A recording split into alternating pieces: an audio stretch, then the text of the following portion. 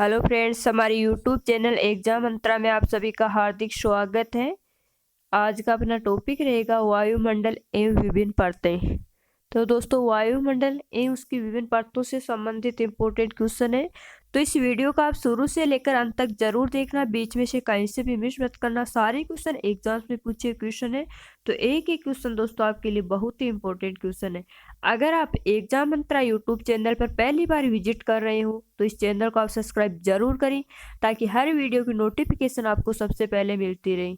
दोस्तों, इस वीडियो को आप ज़्यादा से ज़्यादा शेयर करना, ताकि अपने सभी साथियों को इस वीडियो का फायदा मिल सके। तो आज अपन पढ़ेंगे वायुमंडल एवं विभिन्न परतें। दोस्तों, नीचे नीचे है वो कौन सी है? अक्षोभ मंडल। ये है वायुमंडल की परतें, जिनमें सबसे नीचे है अक्षोभ मंडल, फिर समताप मंडल, मध्य मंडल, ताप मंडल, बहिर्मंडल। क्रम के हिसाब से भी क्वेश्चन पूछे जाते हैं, तो आपको इनको क्रम से हिसाब से भी याद रखना है। दोस्तों, जो अक्षोभ मंडल है उसकी जो औसत ऊंचाई मानी जाती है वो 16 किलोमीटर है। कितनी मानी जाती है? 16 किलोमीटर। और समताप मंडल के वो 16 से ऊपर की लगभग 50 किलोमीटर तक मानी जाती है। कितनी मानी जाती है? 50 किलोमीटर। तो समताप मंडल के आप 16 से 50। फिर है मध्य मंडल। तो मध्य मंडल की जो औसत ऊंचाई मानी जाती है वो आप 50 से 500 तक कर सकते हो। 50 से 500 किलोमीटर तक है मध्य मंडल। फिर आपका आ गया तापमंडल। ये 500 से ऊपर है, ऊपर ही ऊपर है, वो है बहिर्मंडल। ये आप 500 से 700 किलोमीटर तक। फिर आपका बहिर्मंडल, सबसे ऊपरी ही परत है वो कौन सी है? बहिर्मंडल। सबसे नीचे है वो कौन सी है? अक्षोभ मंडल। अक्षोभ मंडल है वो वायुमंडल की कौन सी? सबसे निचली परत है। और इसकी औसत ऊंचाई मैंने कितनी बताई है आपको? 16 किलोमीटर। तो ये कुछ बातें हैं जो आप ध्यान में रखना। फिर दोस्तों, अपन जो हमारी गैस है वायुमंडल में, उनके बारे में देख लेते हैं कि कौन सी गैस कितना प्रतिशत है। तो सबसे पहले है नाइट्रोजन। तो वायुमंडल में जो नाइट्रोजन की मात्रा है वो 98 कितनी है? 78.8%। ऑक्सीजन है वो 20.95% है। आर्गन है वो 0.93% है। कार्बन डाइऑक्साइड है वो 0.036% है। नियोन है वो 0.0002% है। हीलियम है वो 0.00005% है। क्रिप्टोन है वो 0.001% है। जीनोन है वो 0.009% है। हाइड्रोजन है वो 0.0005% है। तो इनका भी आपको थोड़ा ध्यान में रखना है। इनसे संबंधित क्वेश्चन भी पूछे जाते हैं कि कौन सी गैस का कितना प्रतिशत है। अब अपने ऑब्जेक्टिव टाइप क्वेश्चन है, तो एक ही क्वेश्चन को आप आराम से देखना। सारे क्वेश्चन बहुत ही इंपॉर्टेंट क्वेश्चन है। पृथ्वी के ऊपर मौजूद वायुमंडलीय परतों की संख्या है। तो पृथ्वी के ऊपर मौजूद वायुमंडलीय परतों की संख्या कितनी है? तो इसमें आपका बी ऑप्शन सही होगा। कितनी है? 5। अभी अभी मैंने बताई थी आपको। नीचे नीचे कौन सी है? अक्षोभ मंडल। अक्षोभ मंडल के ऊपर समताप मंडल, ताप मंडल, आयन मंडल, और ऊपर ही ऊपर है बाह्य मंडल। अगला क्वेश्चन है, ओजोन परत पृथ्वी से करीब ऊंचाई पर है। तो ओजोन परत पृथ्वी से करीब कितनी ऊंचाई पर है?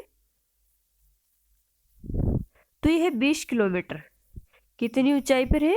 20 किलोमीटर। ओजोन परत पृथ्वी से करीब 20 किलोमीटर ऊंचाई पर है। अगला क्वेश्चन है, वायुमंडल में ट्रोपोस्फियर के ऊपर कौन सी परत पाई जाती है? तो वायुमंडल में ट्रोपोस्फियर के ऊपर कौन सी परत पाई जाती है? तो इसमें आपका ए ऑप्शन सही होगा, स्ट्रेटोस्फियर।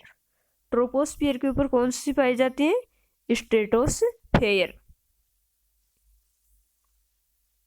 अगला क्वेश्चन है, वातावरण में सबसे ज्यादा ओजोन का संकेंद्रण कहाँ पाया जाता है?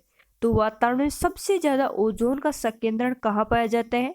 आयन मंडल में, मध्य मंडल में, समताप मंडल में, अक्षोभ मंडल में। तो तो इसमें आपका सी ऑप्शन सही होगा। सबसे ज्यादा ओजोन का जो संकेंद्रण है वो समताप मंडल में पाया जाता है। कहाँ पाया जाता है? समताप मंडल में। समताप मंडल की दोस्तों दोस्तों तो चाहे वो कितनी है, 18 से 80 किलोमीटर तक है। और शीत ऋतु में 50 से 60 अक्षांश के बीच ही समताप मंडल अधिगर्म रहता है। अगला क्वेश्चन है, पृथ्वी के समीप पाई जाने वाली वायुमंडलीय परत क्या कहलाती है? Troposphere, stratosphere, ionosphere, exosphere. तो पृथ्वी के समीप पाई जाने वाली वायुमंडलीय परत क्या कहलाती है?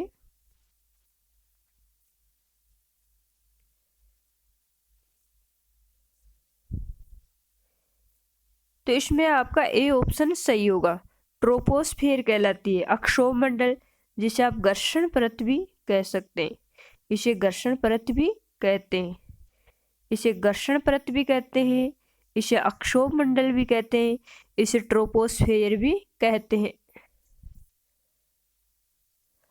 पृथ्वी की सतह से सबसे दूर वातावरणीय परत को क्या कहते हैं? तो सबसे ऊपर जो परत है उसे क्या कहते हैं? जो सबसे ऊपर परत है उसे क्या कहते हैं? बाह्य मंडल। तो सबसे ऊपर है वो है बहिर्मंडल। अगला क्वेश्चन है, निम्नलिखित में से कौन सी वातावरणीय परत सूर्य की पराबैंगनी किरणों को अवशोषित करती है? तो सूर्य की पराबैंगनी किरणों को कौन सी अवशोषित करती है? अक्षोभ मंडल, समताप मंडल, आयन मंडल, ओजोन मंडल। तो इसमें आपका डी ऑप्शन सही होगा। ओजोन मंडल है वो पराबैंगनी किरणों को अवशोषित कर लेता है। ओजोन परत मुख्यतः कहाँ पाई जाती है? अक्षोभ मंडल में, मध्य मंडल में, समताप मंडल में, बाह्य मंडल में। ओजोन परत मुख्यतः कहाँ पाई जाती है? तो दोस्तों ओजोन परत है वो समताप मंडल में पाई जाती है। कहाँ पाई जाती है? समताप मंडल। समताप मंडल में जलवाष्प उपलब्ध होने पर दुर्लभ तथा मधुर और परत तथा क्रेनिस मेघ भी देखने को मिलते हैं। और समताप मंडल में क्या पाई जाती है? ओजोन परत। पृथ्वी के वायुमंडल का सर्वाधिक घनत्व कहाँ पर होता है? तो पृथ्वी का जो वायुमंडल है उस वायुमंडल का सर्वाधिक घनत्व कहाँ पर होता है? तो दोस्तों जो सर्वाधिक घनत्व है वो अक्षोभ मंडल में होता है। कहाँ होता है? अक्षोभ मंडल है। अक्षोभ मंडल में प्राय सभी घटनाएं होती हैं, जैसे कोहरा है, बादल है, आंधी है, तूफान, तुषार, मेघ, घर्षण, जितनी भी मौसमी घटनाएं होती है वो सारी कहाँ होती हैं? अक्षोभ मंडल में होती हैं। अक्षोभ मंडल में ही वायुमंडलीय प्रदूषक पाए जाते हैं। तो सारी घटनाएं कहाँ होती है मौसमी? अक्षोभ मंडल में। हवाई जहाज प्राय उड़ते हैं अक्षोभ मंडल में, समताप मंडल में, मध्य मंडल में, बाह्य मंडल में। तो हवाई जहाज प्राय कहाँ उड़ते हैं? तो इसमें आपका बी ऑप्शन सही होगा। अक्षोभ मंडल है वो कहाँ उड़ते हैं? समताप मंडल में उड़ते हैं। और जिसकी ऊंचाई कितनी है? 18 से 80 किलोमीटर। और 0 से 18 अक्षोभ मंडल, और अक्षोभ मंडल के बाद में कौन सा? समताप। समताप की 18 से 80 किलोमीटर तक। अगला क्वेश्चन है, किस वायुमंडलीय परत को मौसमी परिवर्तन की छत के नाम से जाना जाता है?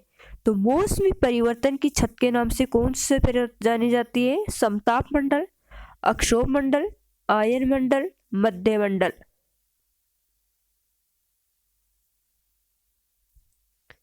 तो इसमें आपका बी ऑप्शन सही होगा। मौसमी परिवर्तनों की छत किसे कहते हैं? अक्षोभ मंडल को, जिसकी ऊंचाई कितनी है? 18 किलोमीटर तक। 16 से 18 मान सकते हो, 0 से लेकर 16 से 18 किलोमीटर। अगला क्वेश्चन है, रेडियो की लघु तरंगे आयन मंडल की किस परत से परावर्तित होकर धरातल पर आती हैं? तो रेडियो की लघु तरंगे आयन मंडल की किस परत से परावर्तित होकर धरातल पर आती हैं?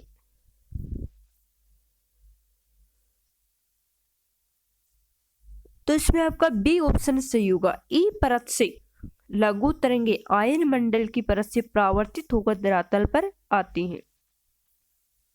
अगला क्वेश्चन है, वायुमंडल में ओजोन स्तर के अवक्षय का कारण निम्नलिखित में से कौन सा रसायन है?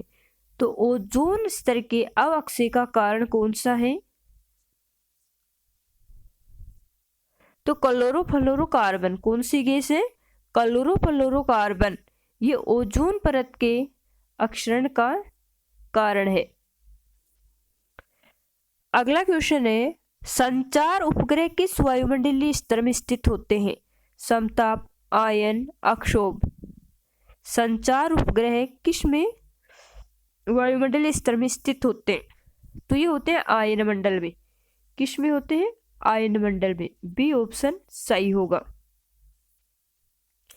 अगला क्वेश्चन है, पर्यावरण की वह परत जो रेडियो तरंगों को परावर्तित करती है कौन सी है? आयन मंडल, अक्षोभ मंडल, समताप मंडल, बाह्य मंडल। तो वातावरण की वह परत कौन सी है जो रेडियो तरंगों को परावर्तित करती है? तो इसमें आपका ए ऑप्शन सही होगा। रेडियो तरंगों को परावर्तित करती है वो है आयन मंडल। कौन सी है? आयन मंडल। आयन मंडल है जो रेडियो तरंगों को परावर्तित करती है। आयन मंडल का निर्माण विकिरण द्वारा होने वाले आयनीकरण से होता है। किससे होता है? आयनीकरण से। और इसकी जो ऊंचाई है वो 80 से 600 किलोमीटर। कितनी है आयन मंडल की ऊंचाई? 80 से 600 किलोमीटर। आयन मंडल की विभिन्न परत भी है, जैसे डी परत है, ई परत है, E2 परत है, F2 परत है आदि। आदि ने परतों में विभाजित किया गया। किसको? आयन मंडल को। अगला क्वेश्चन है, ओजोन परत की प्रति वर्ष 7% की दर से अवक्षय के कारण उसमें 10 मिलियन वर्ग किलोमीटर आकार का एक बड़ा छिद्र बन गया। ये छिद्र अवस्थित है। तो ओजोन परत का छिद्र कहाँ अवस्थित है? आर्कटिक के ऊपर, अंटार्कटिका के ऊपर, ध्रुवों के ऊपर, अमेरिका एवं यूरोप के ऊपर।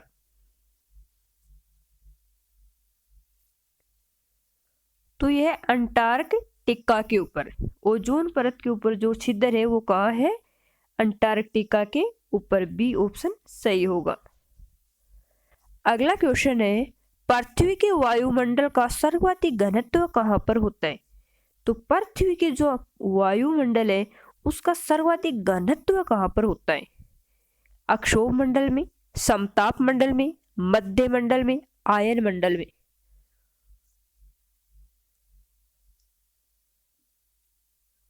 तो ये होता है अक्षोभ मंडल में। पृथ्वी के वायुमंडल का जो सर्वाधिक घनत्व है वो कहाँ होता है? अक्षोभ मंडल में।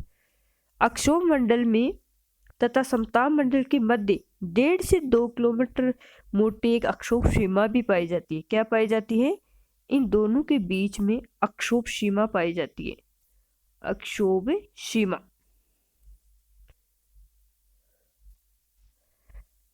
अगला क्वेश्चन है, मेघ गर्जन वायुमंडल की किस परत में होता है? तो मेघ गर्जन, आंधी, तूफान, वर्षा ये सारे किस में होते हैं? तो ये सब अक्षोभ मंडल में होते हैं। किस में होते हैं? अक्षोभ मंडल में। अगला क्वेश्चन है, विविध जलवायु एवं मौसम दशाओं को बदलने वाली सभी महत्वपूर्ण वायुमंडलीय प्रक्रियाएं कहाँ घटित होती हैं? तो विविध जलवायु और मौसम दशाओं को बदलने वाली सभी महत्वपूर्ण वायुमंडलीय प्रक्रियाएं कहाँ घटित होती हैं? समताप मंडल में, बहिर्मंडल में, आयन मंडल में, अक्षोभ मंडल में। तो ये सारी होती है अक्षोभ मंडल में। डी ऑप्शन सही होगा। अगला क्वेश्चन है, वायुमंडल में सर्वाधिक मात्रा में विद्यमान अक्रिय गैस कौन सी है? तो वायुमंडल में सर्वाधिक विद्यमान अक्रिय गैस कौन सी है?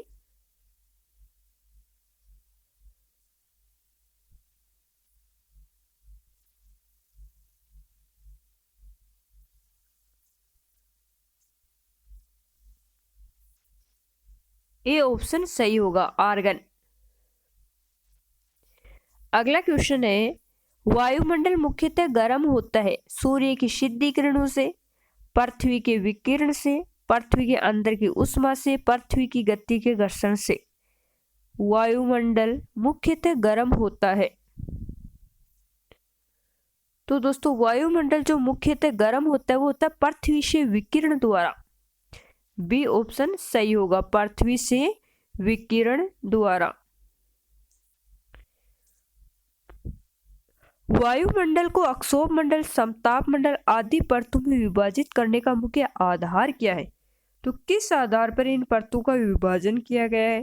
तापमान के आधार पर, वायुदाब के आधार पर, संगठन के आधार पर, घनत्व के आधार पर। तो इसमें आपका ए ऑप्शन सही होगा, तापमान के आधार पर। अगला क्वेश्चन है, अक्षोभ मंडल की धरातल से औसत ऊंचाई लगभग कितनी है? 8 किलोमीटर, 14 किलोमीटर, 18 किलोमीटर, 22 किलोमीटर। तो इसमें आपका बी ऑप्शन सही होगा, 14 किलोमीटर। अगला क्वेश्चन है, निम्नलिखित में से कौन सी गैस ग्रीन हाउस प्रभाव के लिए उत्तरदायी है? Chlorine, CO2, oxygen, hydrogen. निम्नलिखित में से कौन सी गैस ग्रीन हाउस गैस के लिए उत्तरदायी है? तो कौन सी गैस है? तो इसमें आपका बी ऑप्शन सही होगा, CO2, क्लोरोफ्लोरोकार्बन। सूर्य की तीव्र किरणों द्वारा झुलसने से वायुमंडल की कौन सी गैस हमारी रक्षा करती है? तो वायुमंडल की कौन सी गैस हमारी रक्षा करती है? Oxygen, nitrogen, ozone, argon. तो इसमें सी ऑप्शन सही होगा, सूर्य की तीव्र किरणों से झुलसने से हमारा बचाव करती है, वो कौन सी करती है? Ozone gas. अगला क्वेश्चन है, भूपृष्ठ से परावर्तित अवरक्त विकिरण के अवशोषण द्वारा भू वायुमंडल के तापमान में वृद्धि की प्रक्रिया को कहते हैं। तो भूपृष्ठ से परावर्तित अवरक्त विकिरण के अवशोषण द्वारा भू वायुमंडल के तापमान में वृद्धि की प्रक्रिया को क्या कहते हैं? सुनामी, सौर तापन, ग्रीन हाउस प्रभाव, भूकंपीय प्रभाव। तो इसमें आपका सी ऑप्शन सही होगा, ग्रीन हाउस प्रभाव। क्या कहते हैं? ग्रीन हाउस प्रभाव। वायु में नाइट्रोजन का प्रतिशत कितना है? तो वायु में नाइट्रोजन का प्रतिशत कितना है?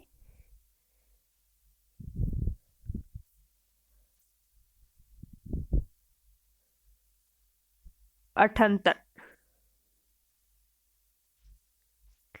अगला क्वेश्चन है, सही उत्तर चुनिए जो कि वायुमंडल की परतों की क्रमबद्धता को दर्शाता है।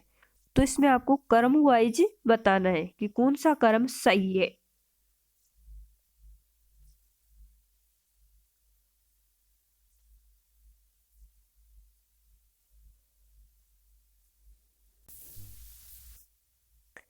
तो इसमें सही उत्तर चुनिए जो कि वायुमंडल की परतों की क्रमबद्धता को दर्शाते हैं। तो इसमें आपको सही उत्तर का चुनाव करना है। तो इसमें आपका बी ऑप्शन सही है। कौन सा सही है? B option. परिवर्तन मंडल जिसे अक्षोभ मंडल कहते हैं, समताप मंडल, मध्यस्थ मंडल, आयन मंडल और बाह्य मंडल। ये कुछ मिस्टेक है, प्रिंटिंग मिस्टेक। अंत में कौन सा है? बाह्य मंडल। अगला क्वेश्चन है, अक्षोभ मंडल वायुमंडल का सबसे तप्त तरल है क्योंकि ये सूर्य के निकटतम है, इसमें आवेशित कण है, ये पृथ्वी के पृष्ठ से तप्त हो जाती है, इसमें ऊष्मा पैदा होती है। तो अक्षोभ मंडल वायुमंडल का सबसे तप्त परत क्यों है? क्योंकि ये पृथ्वी के पृष्ठ से तप्त हो जाती है। सी ऑप्शन सही होगा। अगला क्वेश्चन है, किस गैस की उपस्थिति के कारण वायुदाब पवनों की शक्ति तथा प्रकाश के परावर्तन का आभास होता है? तो कौन सी गैस की उपस्थिति के कारण वायुदाब पवनों की शक्ति तथा प्रकाश के परावर्तन का आभास होता है? तो इसमें आपका बी ऑप्शन सही होगा, नाइट्रोजन। वायुमंडल में जलवाष्प की औसत मात्रा कितना प्रतिशत है? तो जल वाष्प की जो औसत मात्रा वो कितने प्रतिशत है? 2%। वह ऑप्शन सही होगा। अक्षोभ मंडल पर भूमध्य रेखा की ऊंचाई कितनी किलोमीटर है? तो अक्षोभ मंडल पर भूमध्य रेखा की ऊंचाई कितनी किलोमीटर है? तो इसमें आपका बी ऑप्शन सही होगा, 18 किलोमीटर। अगला क्वेश्चन है, निम्न में से कौन सी गैस भारी है? तो इनमें से जो गैस भारी है वह कौन सी है?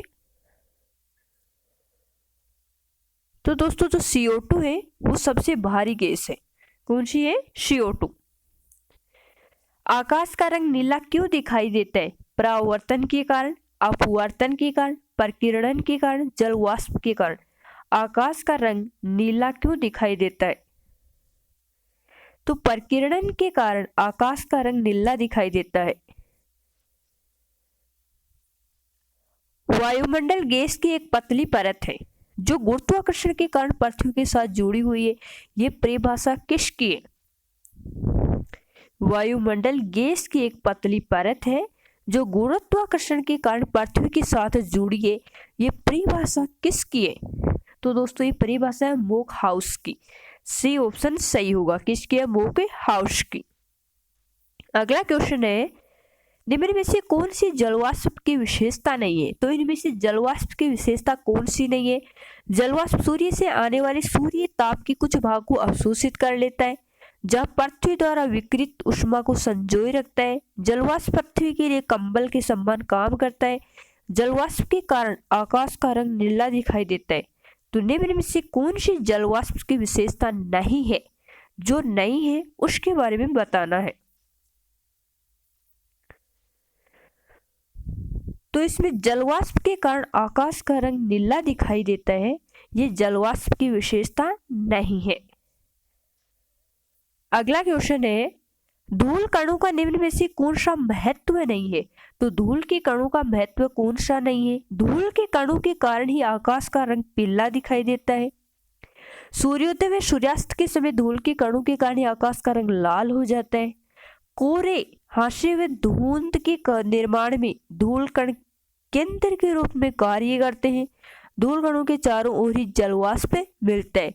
तो धूल कणों का निम्न में से कौन सा महत्व नहीं है वह बताना है।